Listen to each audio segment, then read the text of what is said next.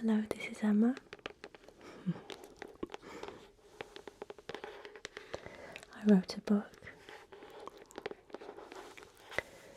and here it is. Isn't it beautiful?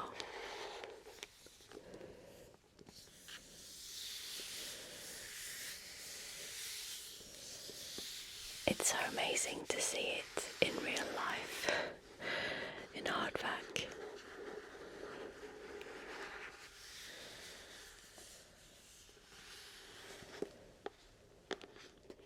When it's being designed, you see it in PDF form and then get an idea of what it's going to look like in reality.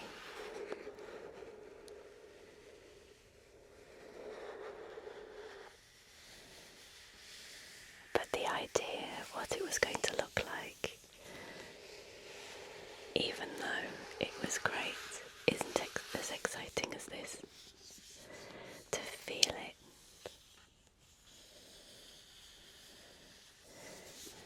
to hold it, to feel the weight of it, and then to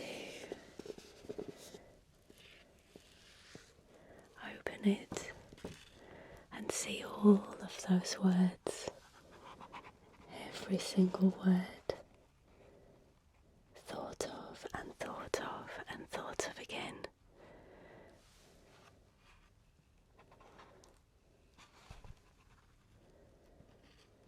All together in one place.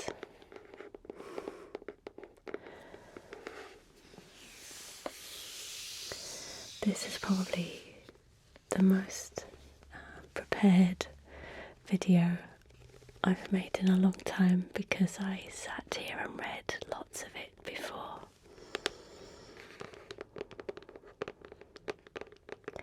There's so much involved in writing a book, not just the emotional side of it and the mental side of it, but the admin side and all of the publicity around it and everything. And I've been doing lots of interviews about it lately because of the launch, and I haven't read it for a while.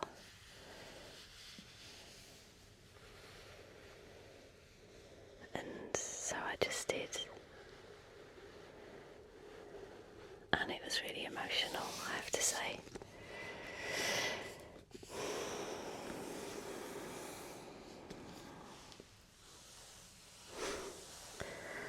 I'm not going to read any of it just yet, because I know that there are lots of people who have ordered it, and I don't want to spoil it. But it's got everything you would expect in there, and I think some things you wouldn't. So I feel like I've been making ASMR videos for a lifetime. I'm a completely different person now to the person I was before I started making them. And I've learnt so much, and it's all in here.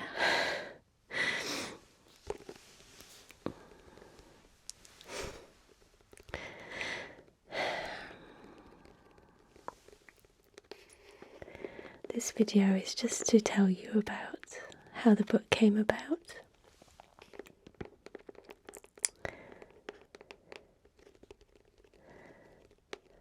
What it was like to write a book in the first place, because I had no idea how it was going to be.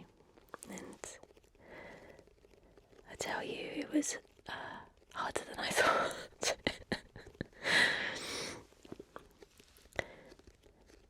So I'll just tell you about the journey and show you a few things I had on my desk as I was writing. I have made something very special with the book, and you'll see that soon. I'm still working on it now and it'll be finished soon. So this is just a relaxed hangout together with the book.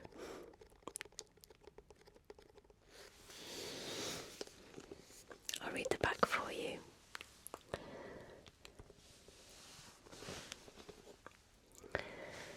On the front first. Unwind your mind. The life-changing power of ASMR by Emma, WhispersRed.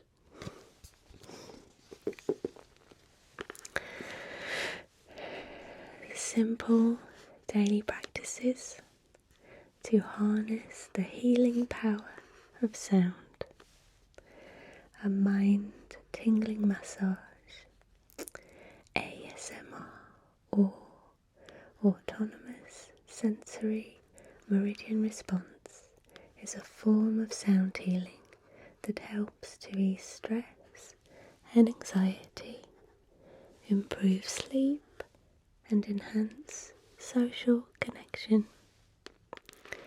Join the millions experiencing the deeply calming multi-sensory sensation with celebrated ASMR artist Emma WhispersRed. I didn't write that bit. That's really nice.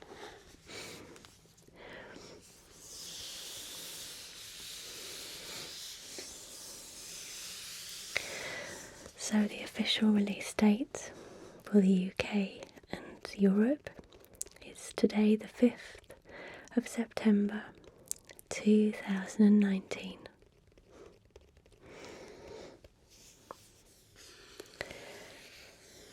The numbers 1 and 9 happen to be very lucky numbers for me.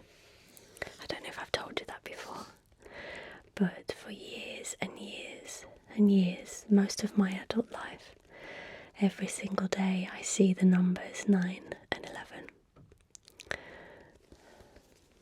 So I was kind of waiting for 2019.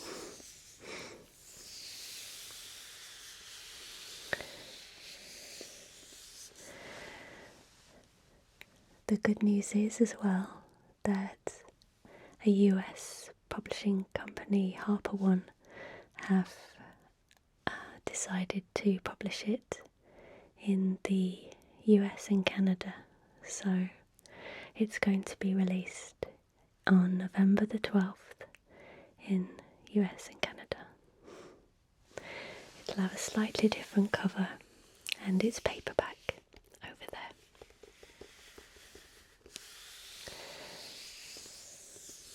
Lots of you know about this book already. I've mentioned it before and mentioned it lots of times on Instagram and Facebook. So I'll try not to keep going on about it, but this is really exciting.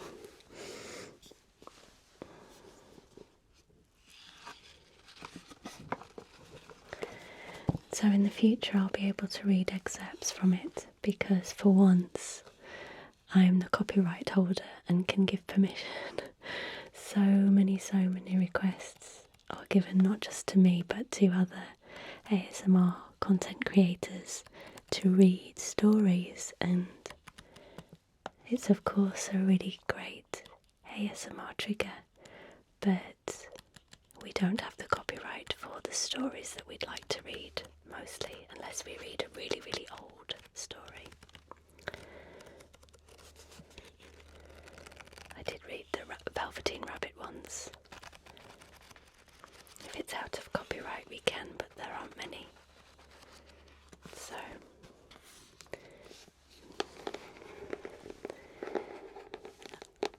I can read this to you one day, but I won't spoil it for the people who are waiting to read it.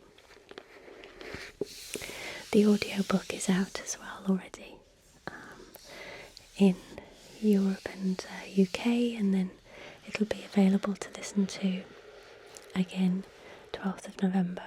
That's the date I have so far for the audiobook as well, in the US and Canada. There are also exclusive files on exclusive sessions on Audible. ASMR for your lunch break, ASMR for your commute, and ASMR for your bedtime. All to go along with the book. So, my story is in here as well, and it's on the self-help section of the bookshop. It's I don't really want to say what's in it.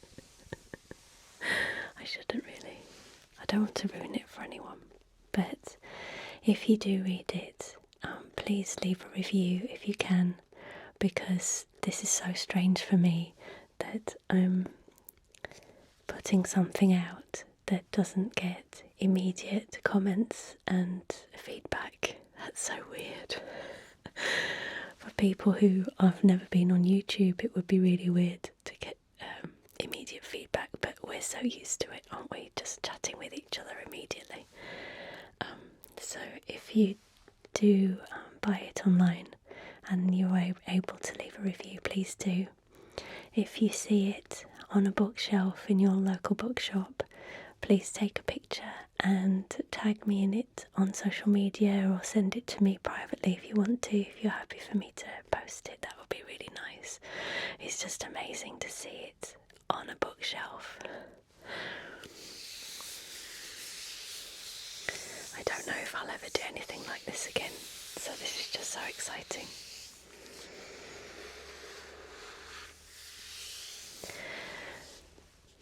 Okay, let's start from the beginning.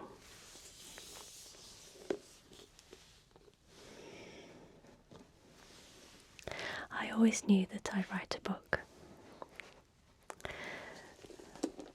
for years, and I just thought that it would be when I'm much older, and about my experiences as a YouTuber and an ASMR artist. I thought that I would just write it anyway and just publish it myself, because it would be an interesting thing to do.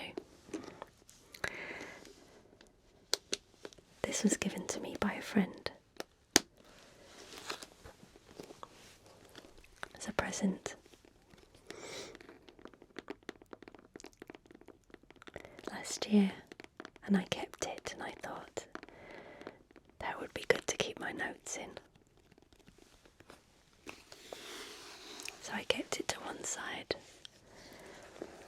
but it turns out I needed it sooner than I thought I would, because I got an email back in February from Olivia Morris at Penguin Random House, Ebury Publishing. She'd been watching ASMR for a long time, and she was wondering about the right time to publish a book about ASMR. And since we've had the research come out from Sheffield last year by Julia and Tom and the rest of their research team, things have changed a little bit in the ASMR world, or should I say outside of the ASMR world, and the acceptance of ASMR. We're now a wellness trend, which is amazing, because myself and friends of ours that have been in the ASMR community for a long time, especially those that are ASMR artists and do interviews and put themselves out there quite bravely, I have to say, because it's been really scary at times. We've kind of had to just, stay calm, and smile and explain what ASMR is, knowing that most people aren't going to understand it. And it's been really difficult at times. For myself, I've had a whole television audience sitting and laughing at me. I've been called the whisper porn lady and all kinds of things, and I've just smiled and carried on because that's the right thing to do. People come around eventually. And when we had the research, then a lot of the interviews that I was doing, and I know other people too, were geared towards wellness and mindfulness and that kind of thing, which is just amazing because it meant that I could talk in depth about ASMR rather than just explain what it is and say that it's not sexual or weird.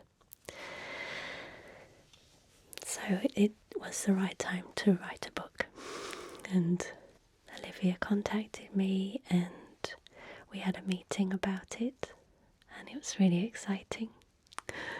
And then I went to see her in her office, and I took this book and we wrote down basically what would be in an ASMR book and what we would be aiming for. And then she took all of that info and went to her team. And at the time I said to her, so when are you wanting to publish this book? When would you like me to write it for? And she said, well, maybe we could publish it next spring. And I thought, wow, that's really soon. How could I do that in that time? And then she went back to her team, and her team said, no, it's a great idea, and let's do it now. We need it out soon.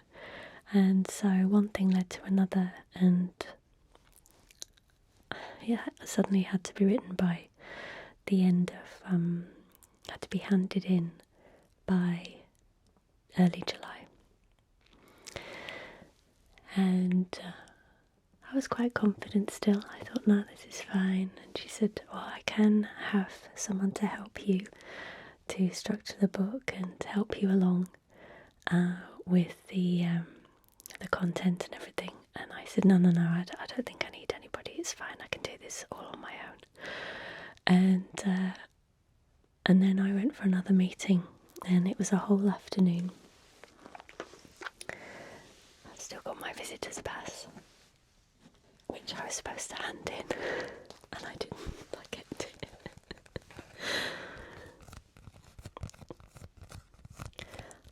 I won't show it full on because I'm sure it's not legal to. I don't know. It's just in case.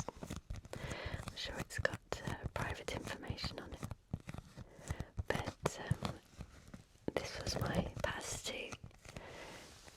be in the building as a visitor,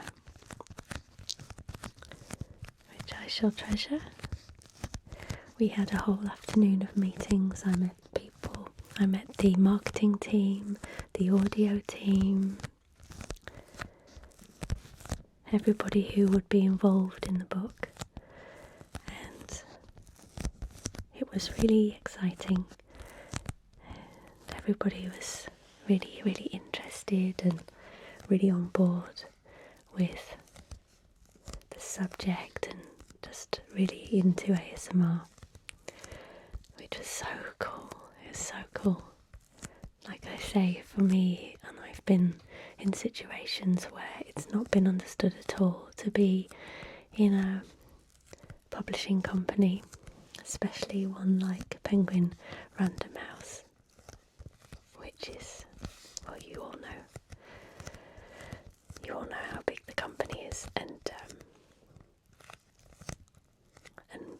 whose books they've published. For them to be invested in it was so exciting and a real honour. And then the very last person to walk through the door to meet me was a lady named Kate, who's an editor.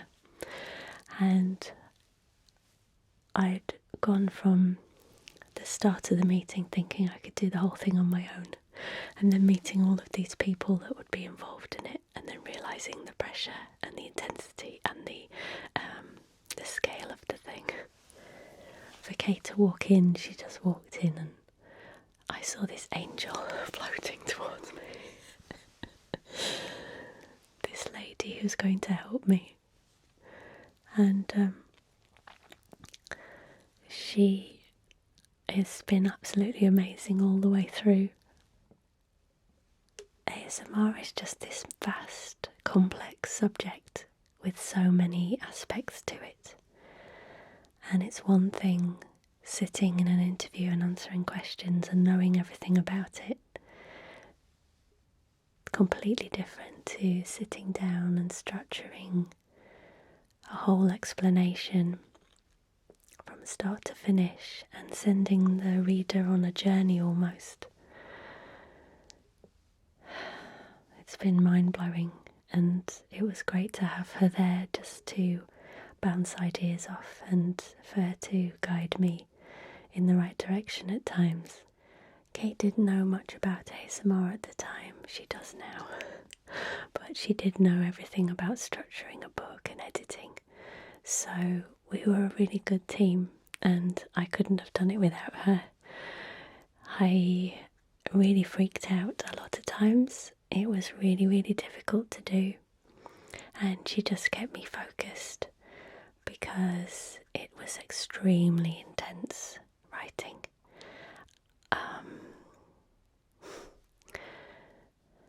The earliest I could write was June, because I was at the time working on my ASMR music album, which is coming out soon, and then a podcast with Fuse Tea. I was working on that with them.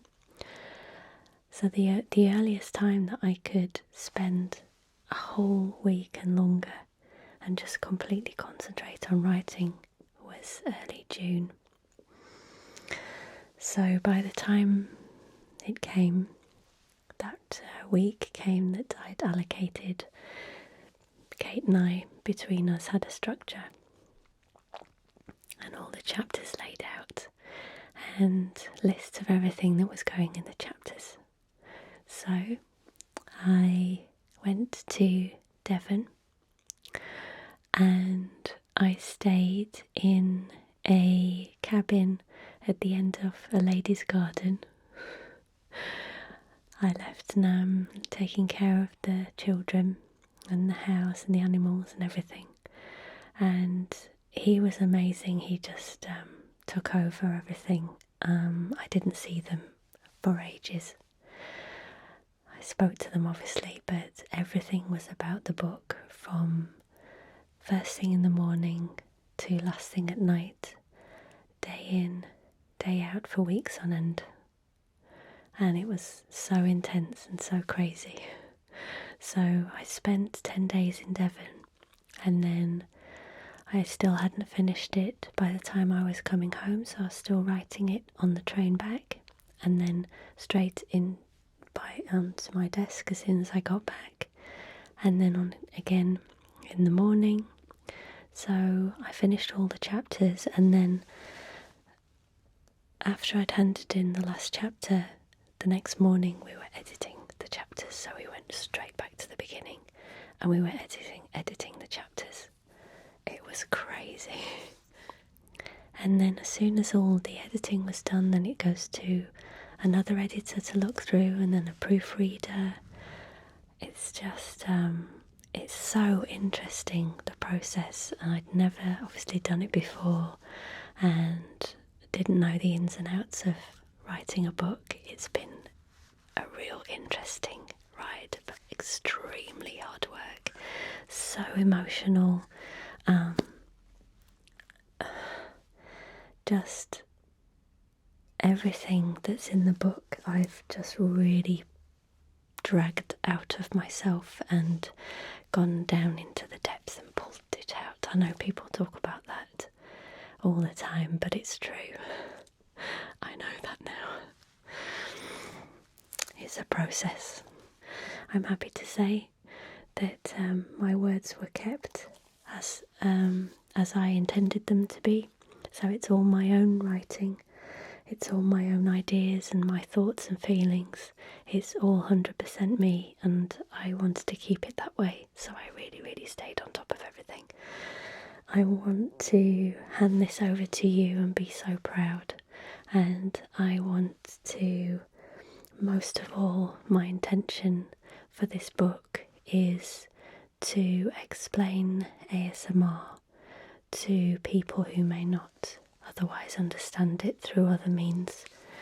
I think the most heartbreaking thing for me is that I hear from people that, especially youngsters, that they haven't been able to explain to their friends and family that they watch ASMR videos.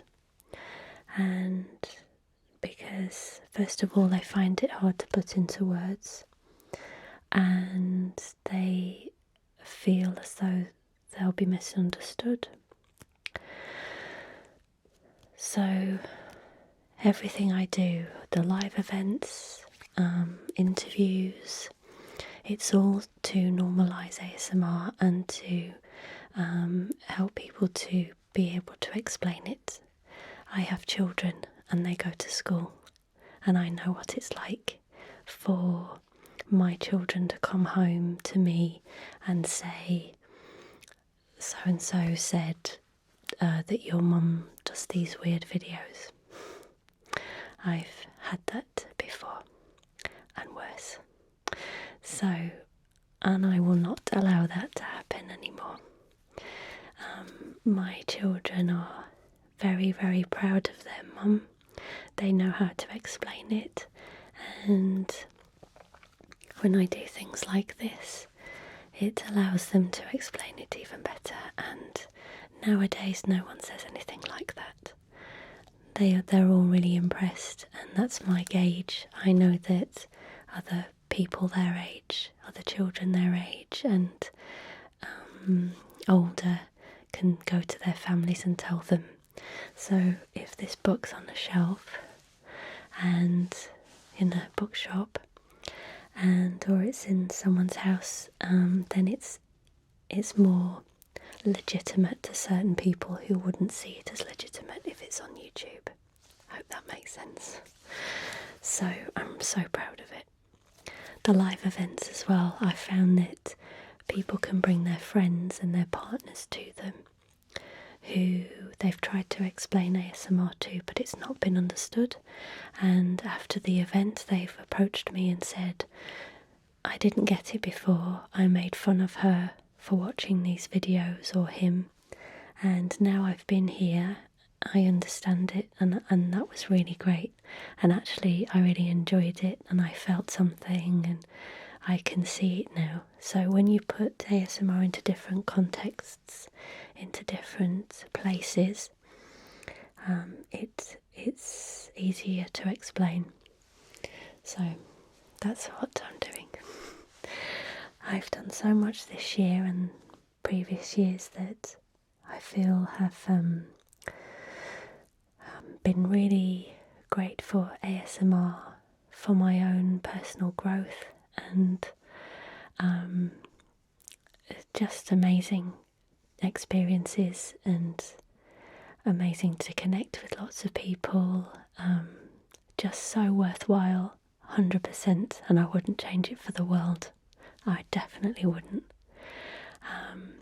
But now I've written this book, and I've finished more or less the music album, and it's coming out soon.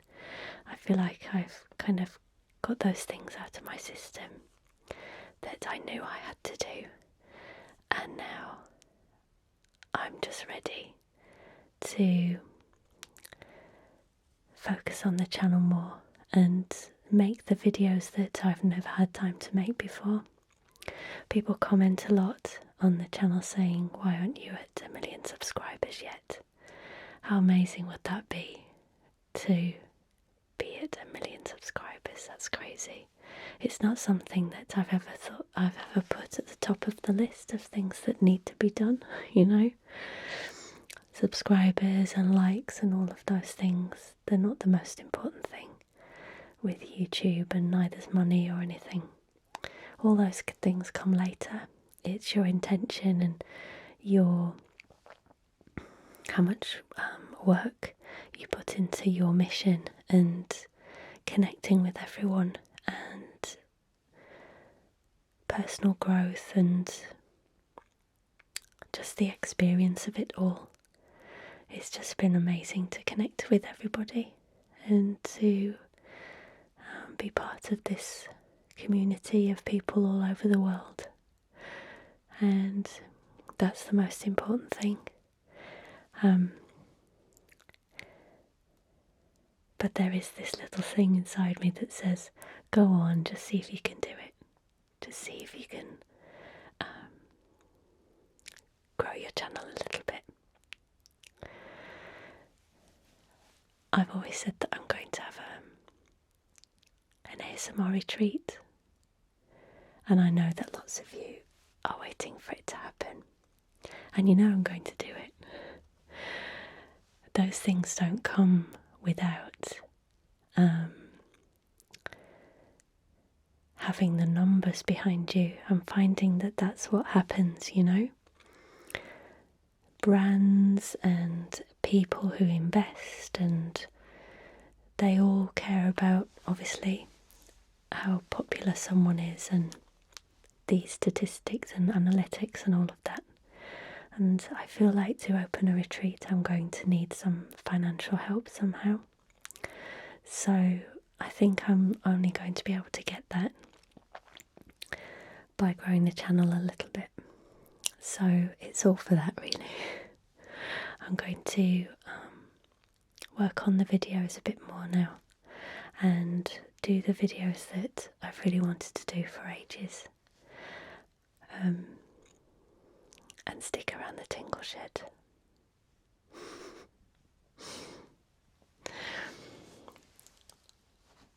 So I hope that's okay. I'm going to show you something.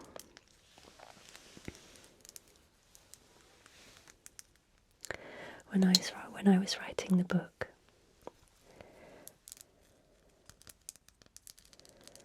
as I said, I was in this little cabin at the end of this lovely lady's garden. She was so nice.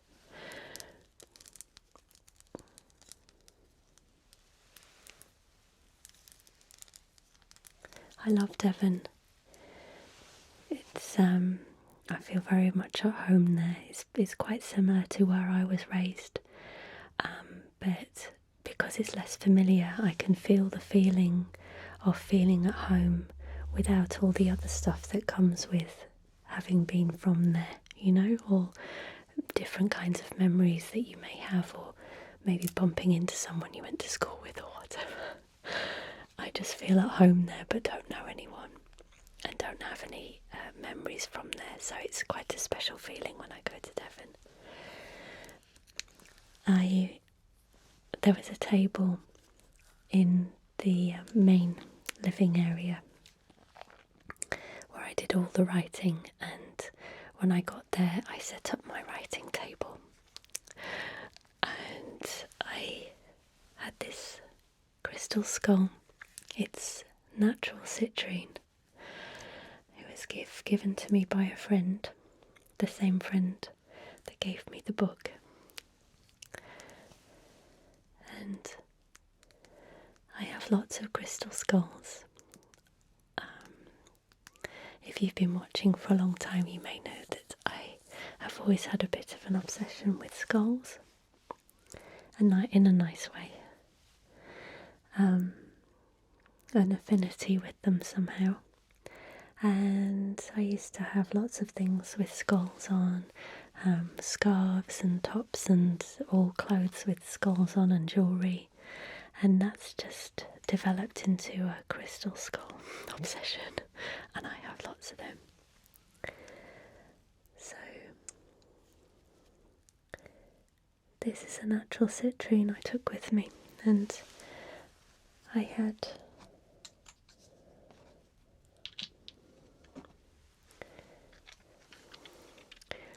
these amethyst points all the way around, pointing towards me on the table. So this little face here has kept me company through writing the book, and then when I got home it's on the desk in front of me as well. And that's another video I've not had time to do yet. It's all the crystal collection. It might have to be in 2 parts, if even 3. I've got a lot of them.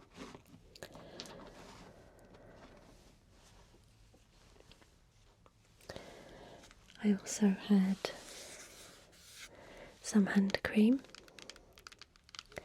So I was actually near Totnes in Devon, and Totnes High Street is a really great place for shopping for natural things. Like they have lots of, they have a spiritual bookshop which is amazing, and they have an organic supermarket with all kinds of natural products in it, organic fruit and veg, health food shops. So that's where I bought my food, and I didn't eat a lot. I just ate quick food because it was writing from 8 in the morning, and then drinking tea and eating biscuits just to keep myself fueled up, and then a quick lunch, quick dinner, writing, and then bed by 11 or 11:30, and then back at it again. Day in, day out for weeks. When I got back, I had to carry on that way, and Nam just had to deal with everything. There was no way I could do anything but write and edit, and that was it.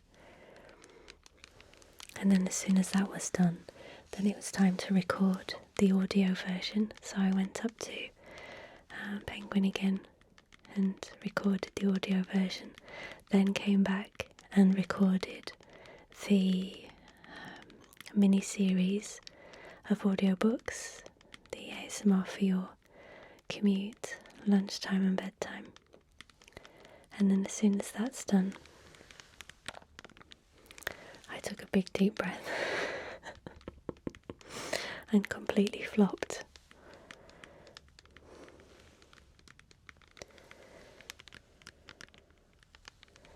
And then the children were off school, and it was just taking them away and keeping them busy, and then the marketing started, and getting back into the channel and catching up with all the admin I'd missed out on.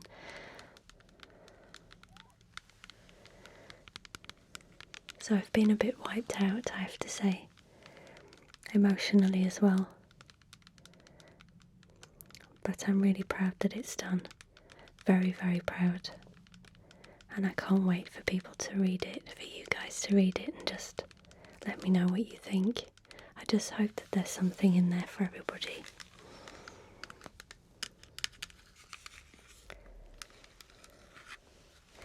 This is Nourishing Lavender Hand and Body Lotion by Avalon Organics.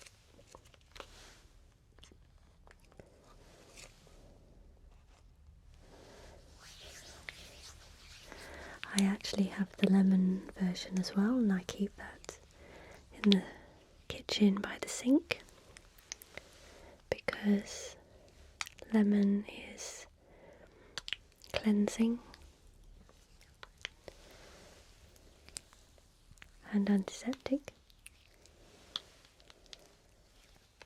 And this one, I now have it in my bedroom, so I use it before sleep.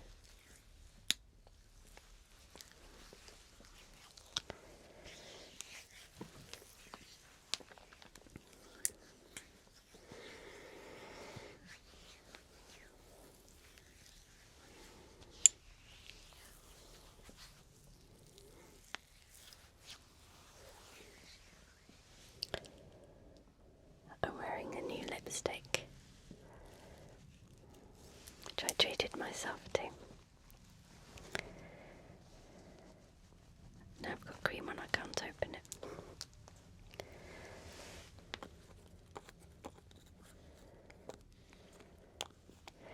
This is called Kidman's Kiss, and it's a Charlotte Tilbury. It's way overpriced, of course, so it's a one-off.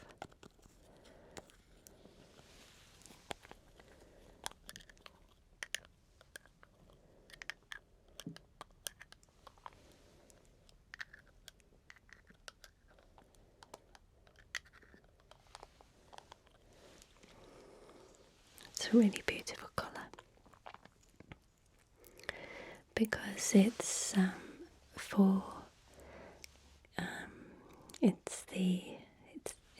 it's named after Nicole Kidman, and she has red hair, so it's a colour that goes well with redheads, and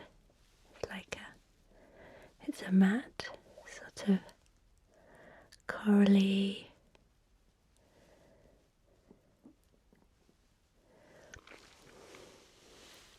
coral pink, and it's really pretty.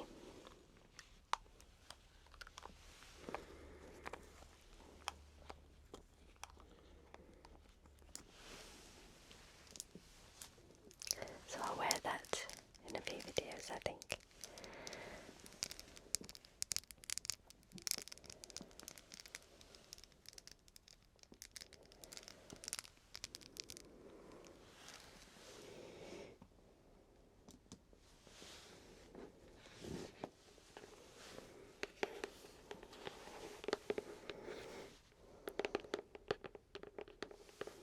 So there we are.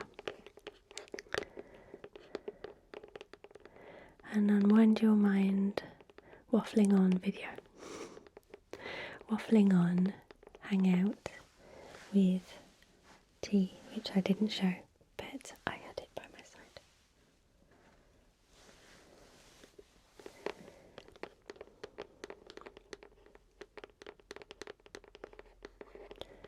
Lots of love. I hope you're well, and I'll see you in the next video.